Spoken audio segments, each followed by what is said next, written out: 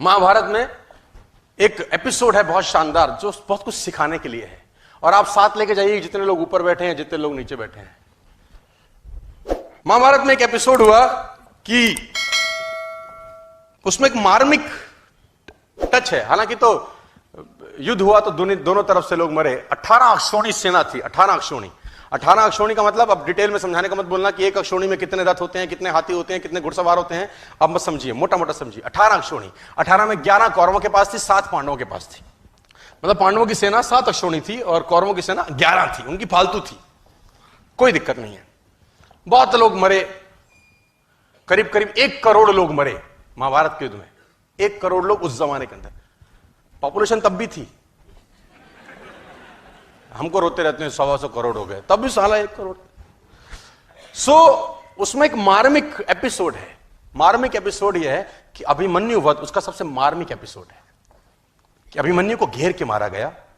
वो युवराज, एक युवक लड़का जो धनुर्धर था अपने पिता अर्जुन की तरह, उसको घेर के मारा गया उस प्रबल, और सबने मिलके मारा। और उसके अंदर कौरव पे सब बड़े से बड़े लोग थे। सब बड़े से बड़े लोगों ने अभिमन्यु को घेर के मारा। आपने ये जानकारी सुनी होगी, देखी होगी, कही होगी, कहीं ना कहीं पढ़ी भी होगी।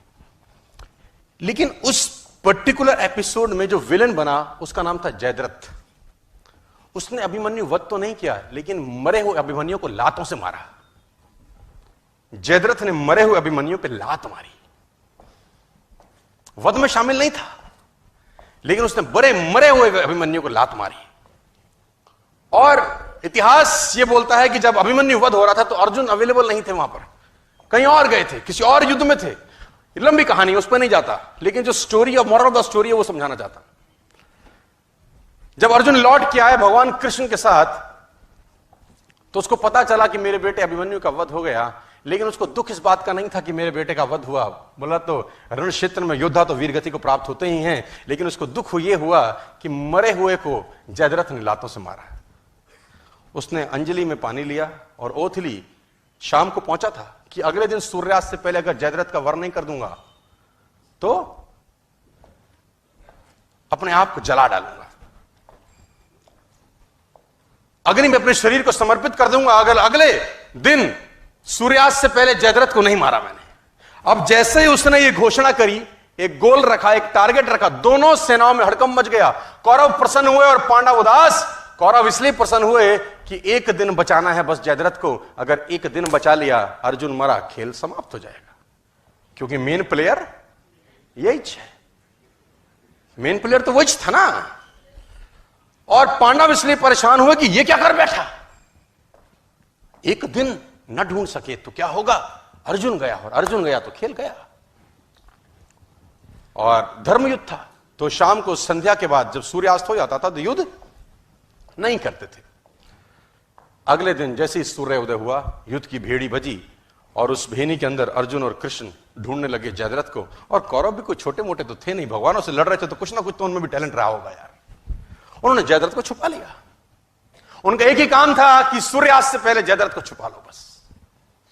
और दिन चढ़ने लगा, सांसें चढ़ने लगी, और जैसे जैसे दिन निकलता रहा कौरव और प्रसन्न होते गए और पांडव और उदास। दोपहर निकल गई, युद्ध एक तरफ चल रहा था और अर्जुन और कृष्ण का रथ एक तरफ दौड़ रहा था जयद्रथ को ढूंढते ढूंढते ढूंढते ढूंढते।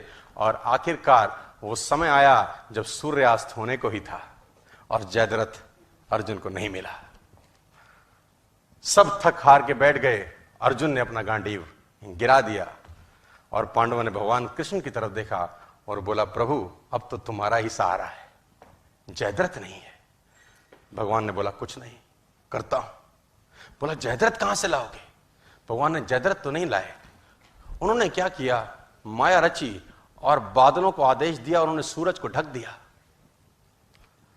तो उन्होंने बोला, ये क्या करते हो। भगवान कृष्ण का जवाब सुनिए, साथ लेके जाइए।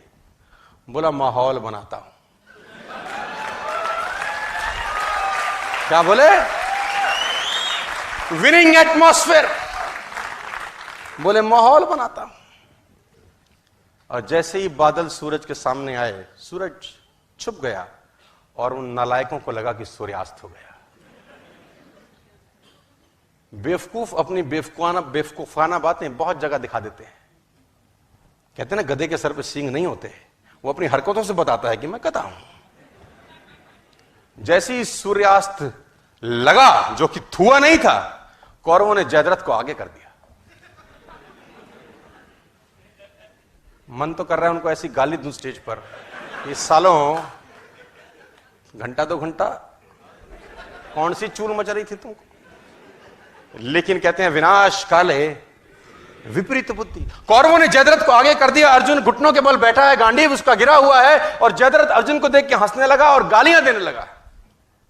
कौरव हंसने लगे और अर्जुन को गालियां देने लगे कि तैयारी कर चिता पे जलने की। और जैसे ही जयद्रथ सामने आया, भगवान ने आदेश दिया और बादल सूरज के आगे से हटे और सूरज सामने हो गया।